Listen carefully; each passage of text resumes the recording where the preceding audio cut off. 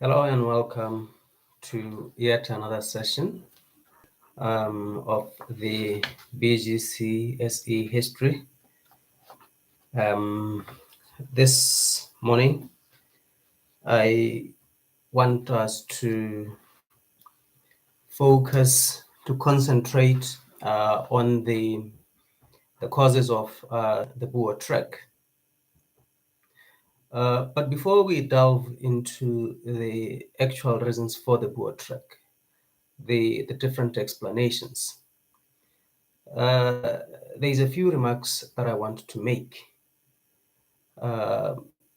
because my belief is we need to understand what motivated the Boers before we actually look into the reasons themselves or Boer sentiment prior to them deciding to embark on the journey into the interior of Southern Africa, that which came to be known as the Boer Trek. Now, I want to do that by way of quoting two very important, two fundamental views which were shared by some prominent Boer individuals before they embarked on the Boer Trek. Now, these extracts are sourced from a book which was co-authored by Phaka Fukani and Phaka, which is titled History of Southern Africa. Now, in this book, there is what has been referred to as the Retief Manifesto, which is basically an extract from an article which was written by a certain Piet Retief, whom you should be aware later became one of the leaders of the Boer Trek. This article was published in 1837. Now, his words are as follows. Here are the contents of the quotation, and I'm going to read them out as they appear in the book. Let me mute this phone because it is bothering us. Now, Retief wrote as follows. We despair of saving the colony from those evils which threaten it. We complain of severe losses which we have been forced to sustain by the emancipation of our slaves. We complain of the continual system of plunder which we have ever endured from the Kaffirs, and by the last invasion of the colony, which had desolated the frontier districts. We quit this colony under the full assurance that the English government has nothing more to require of us and will also allow us to govern ourselves in future. End quote. Now, if you go through the quotation, you'd get to realize that Piet Retief made reference to some of the legal changes which the British introduced at the Cape, such as the emancipation of slaves. So from this extract, what is clear is that some frontier Boers left the Cape because of their opposition to the legal changes which were introduced by the British at the Cape. And this would definitely be, changes which in the eyes of the Boers, in the eyes of the frontier Boers, tended to favor the Khoisan and other free Africans living within the borders of the Cape colony. Going through the statement, you also would get to appreciate that there is reference to the Boers being able to govern themselves once they were, free of British control, once they were settled in the interior of Southern Africa. So clearly, the motivation here was that once in the interior, Boers would be able to govern themselves because they would have gotten the monkey off their back, which was British colonialism or British control or even imperialism. Now, if you go further down, the two authors from whose book this quotation has been extracted have this to say about the Boer trek. Farmers from all over the frontier districts packed their belongings into their wagons, inspanned their oxen, and trekked north. Not just in search of fresh pasture, but determined to establish their own states based on the laws of God, where their way of life would be free from British interference. So religion, to some extent, influenced frontier Boers to move from the Cape into the interior, because to them is an obligation they had to fulfill. As God's favored people, they had to comply to the dictates of that which their God had actually prescribed. In other words, by venturing into the interior, by ridding themselves of British control, Boers would continue the evil practice of enslaving Africans, because according to them, it is a privilege that was conferred upon them by their God. Now, that sets the tone in terms of what really contributed to the Boer trek. And we shall articulate the specific factors or causes of the Boer trek as we go along. There is yet another extract, quotation that I want to share with you, still on the same subject of the Boer trek. Now, this statement is alleged to have been made by a woman by the name of Anna Steenkamp, who we are told was related to one of the leaders of the Boer trek. So quite clearly, she came from a wealthy family, whom we indicated in our last discussion that they were at the forefront of the movement away from the Cape into the interior of Southern Africa. Now, this is what she had to say. It's an entry, we are told, in her diary, which reads as follows.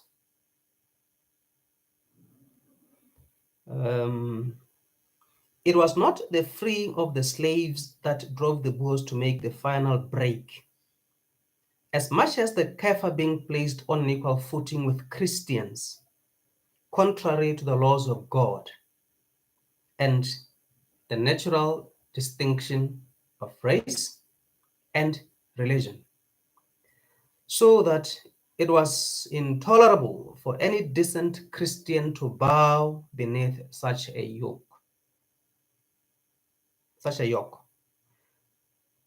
Wherefore, we rather withdrew in order to preserve our doctrine in purity. If you interrogate this end of quotation, if you interrogate this quotation, what emerges is that Boers, as it was the case with the previous quotation, the so-called Retief Manifesto, Boers left because of their hatred of British reforms, which placed them on an equal footing with their former Quaker servants. And over and above that, naturally to the Boers, they had to move away from the Cape to preserve God's law, like we indicated. Hence the reference to it being intolerable for any decent Christian to bow beneath such a yoke. So they had to withdraw to preserve the purity of their race, to preserve their religious convictions. As God's chosen people, they were not supposed to be placed on the same level, on an equal footing with non-whites, more so the Khoisan and other free Africans in the Cape Colony. This statement is also very important, that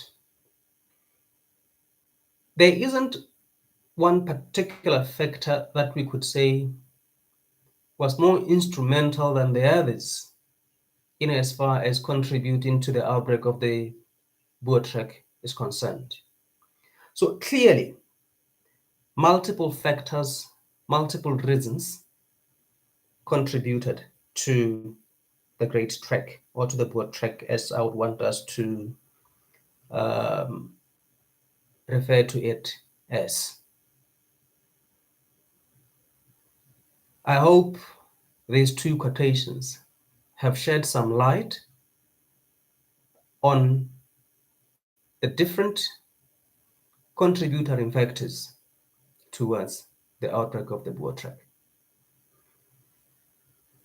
Let's quickly venture into the actual causes of the Boer trek.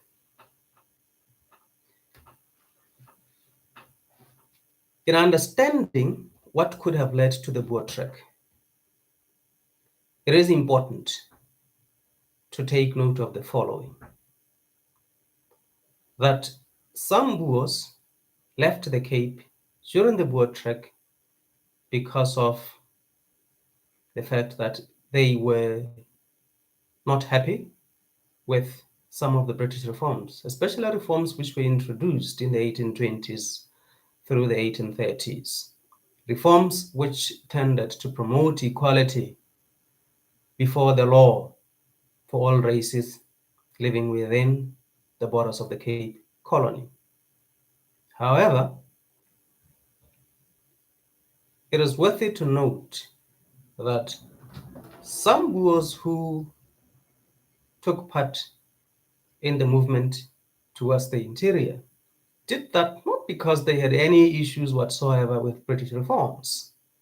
So you could therefore say, if you were to categorize causes of the Boer trek, you would have two distinct categories. Causes of the Boer trek which were brought about, that is one, by Boer apprehension or hatred towards British reforms, and others which we could loosely categorize as other causes. That is, those factors which were not in any way related to the changes or motivated by the changes introduced at the Cape by the British. So our discussion of the causes of the Boer trek shall follow that categorization. We shall start off first and foremost by articulating causes of the Boer trek which were occasioned by Boer hatred towards the British reforms. Now, let's start with the Circuit Courts of 1811, 1812. By now, you should be aware that the circuit courts were introduced by the British at the Cape so as to address the lawless status of non-whites, especially the Khoisan in the Cape Colony. It is a law which was introduced or intended to ensure that the Kwekwe were treated equally in as far as the law was concerned. They were placed on an equal footing with Boers, their so-called masters. How did the law achieve this equality that we are referencing? There are several ways through which such equality was achieved. One easiest, perhaps clearest example would be that, as per the circuit courts, Kwekwe servants could now report their masters to a magistrate. They could take their abusive masters to a court of law. And mind you, before their introduction, Boer masters escaped with murder. They were given to abusing their Kwekwe servants because they knew there was nothing in the statutes of the Cape that could be used against them by their servants. But lo and behold, 1811, 1812, the circuit courts are introduced. They get to work. Boer masters are taken to court by their Kwekwe servants. So if you are a Boer person with very conservative religious beliefs, you would clearly deem the circuit courts to be an unfair kind of a law, because they have placed you on an equal footing with somebody who is of inferior stock as per your religious convictions or beliefs. It's quite interesting also to note that in some instances, when Boers were arraigned before a magistrate, because of their inability to understand the English language, which was the official language used in court, they had to rely on their Kwekwe servants or former servants for translation services. It is the Kwekwe who translated that which the magistrate said for the benefit of their former master. So clearly, there are two things to look at. Why would the Boers be against the circuit courts? One, the circuit courts prescribed that both whites and blacks were equal before the eyes of the law. So if you are a conservative frontier Boer, you would interpret this to be heretical, to be against God's law. Because according to your religious beliefs, God gave the white man, the Boer person, the right to treat the Kwekwe person anyhow they pleased.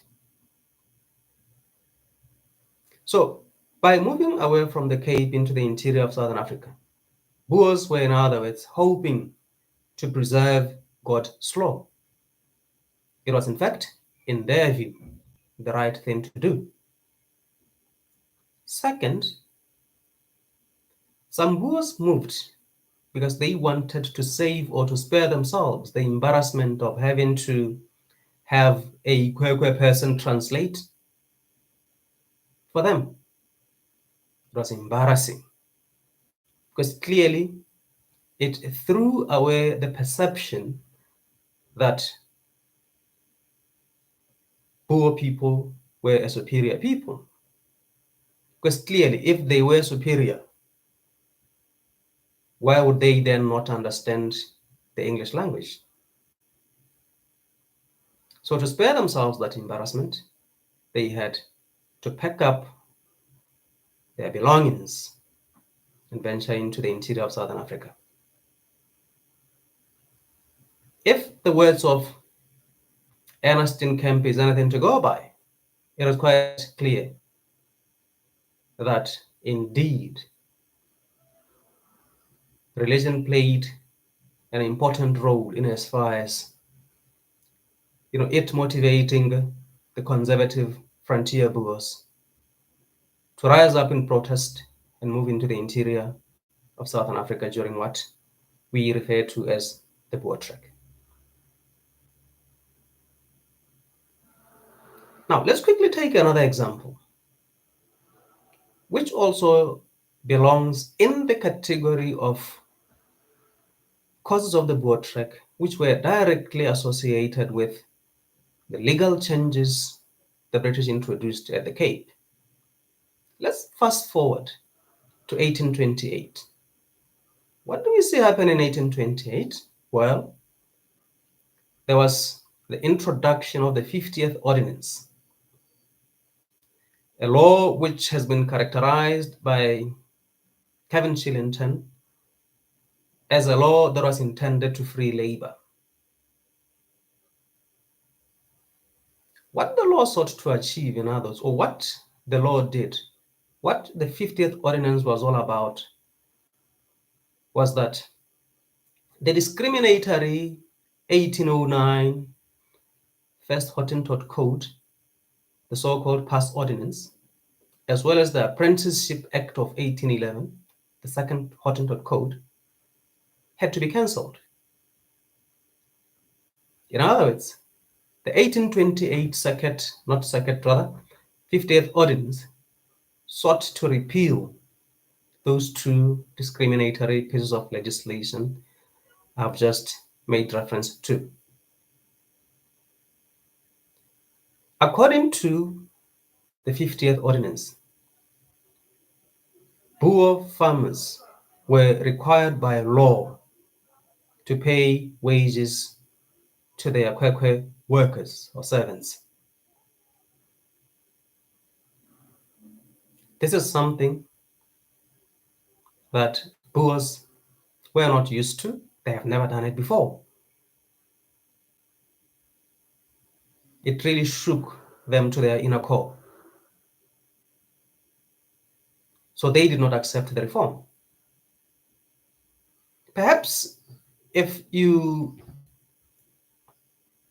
look at the fact that a sizable majority of frontier Boers were poor folks, poor arable, pastoral farmers, you would understand why perhaps they would be up in arms against the payment of wages to their Kwekwe servants. This would, force them to incur expenses. They did not have the resources, in other words, to pay their Kwekwe servants. What was the solution? Pack up your personal belongings and leave the Cape. Head into the interior, where you are going to set up your independent country or state, where the enslavement of the Kwekwe would be the order of the day. So, when Boers left the Cape in 1835, the frontier Boers left from 1835. Some left because they were protesting against the stipulations of the 50th Ordinance. They, wanted to avoid a situation where they would incur what to them would be unnecessary expenses, as now they would be forced to pay wages. By going into the interior, like I indicated a short while ago, they would have unlimited opportunities to exploit Kwekwe free labor.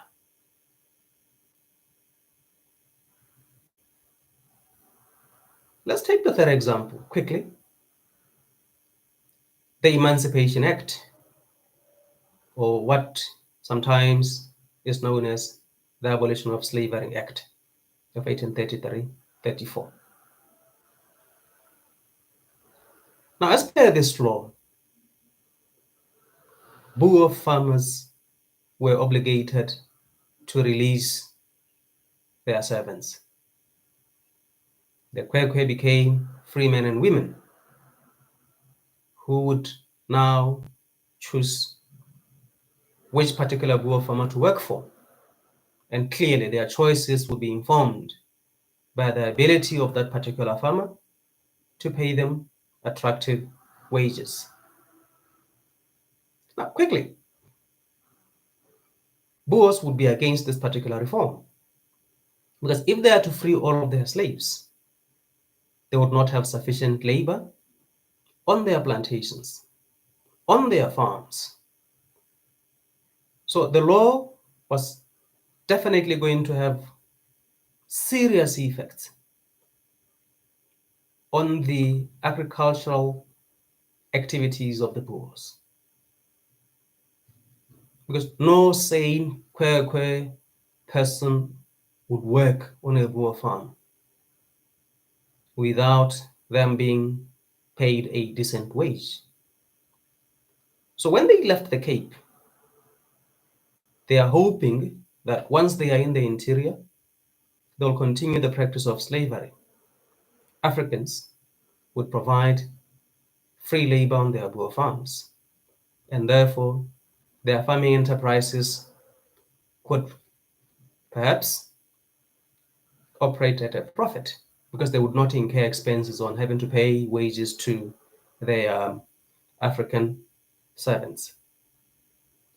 So that is what the abolition of slavery was all about. And that is why, as we've indicated, Boers were against it, because it spelled loss of free labor.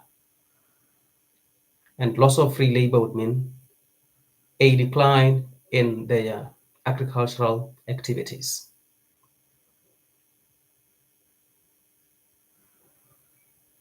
I want to stop here so that you can have ample opportunity to digest the causes of the Boer trek, which were directly associated with the British reforms at the Cape. Now, once you have done that, we will get to articulate the other causes of the Boer trek, which were not directly associated with the British reforms at the Cape. Now, in closing, this is what I want you to note. Our endeavor is to explain the reasons for the Boer trek.